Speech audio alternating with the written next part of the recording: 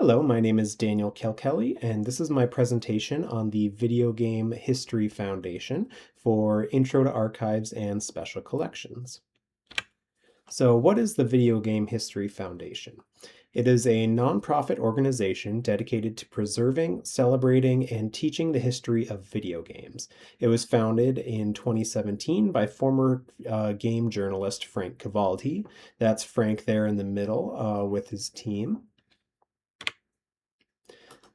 So they have a lot of current projects for archiving video game history.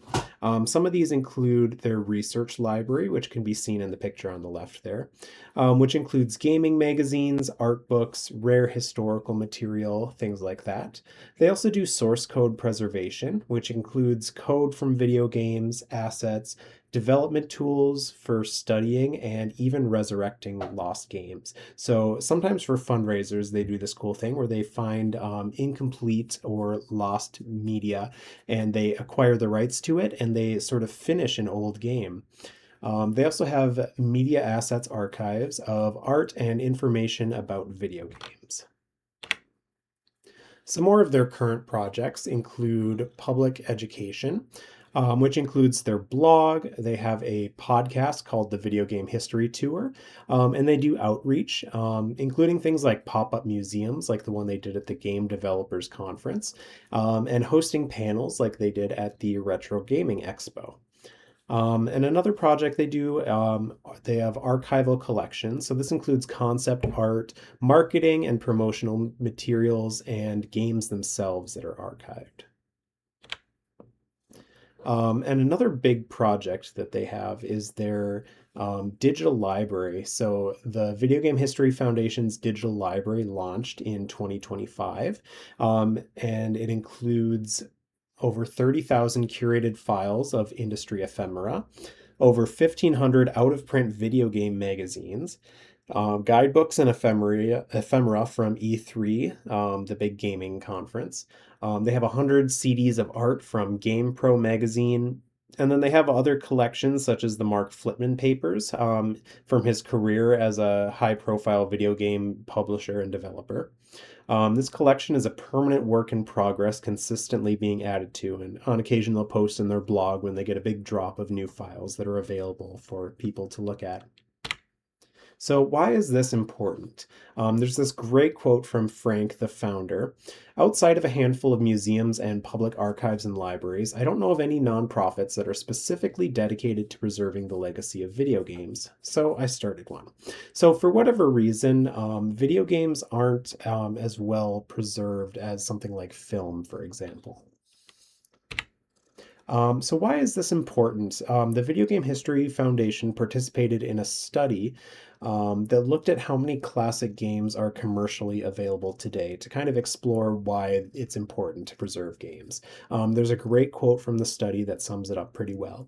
While the video game industry and cultural heritage institutions agree that video games should be preserved for both entertainment and study, there is disagreement about whether the commercial market preempts the need for libraries, museums, and archives to expand their preservation activities.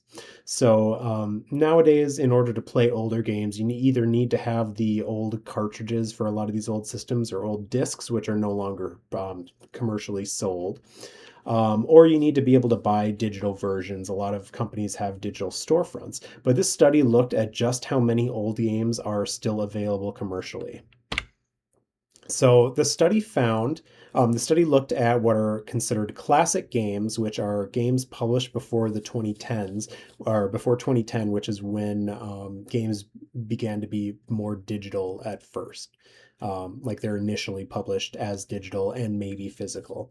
So the study found that only 13% of games published before 2010 are still commercially available. And that's even worse for games before 1985. Only 3% of games published before then are still commercially available. So a lot of the games that are available you can find in digital storefronts, but those are a little volatile. For example, in 2023, the Nintendo shut down the Wii U and 3DS digital storefront, and over 1,000 unique games are estimated to have fallen out of release, are no longer accessible that way. So the issue becomes if companies aren't providing a legal way to play these games, then can archives and museums and libraries step up and fill in the gap?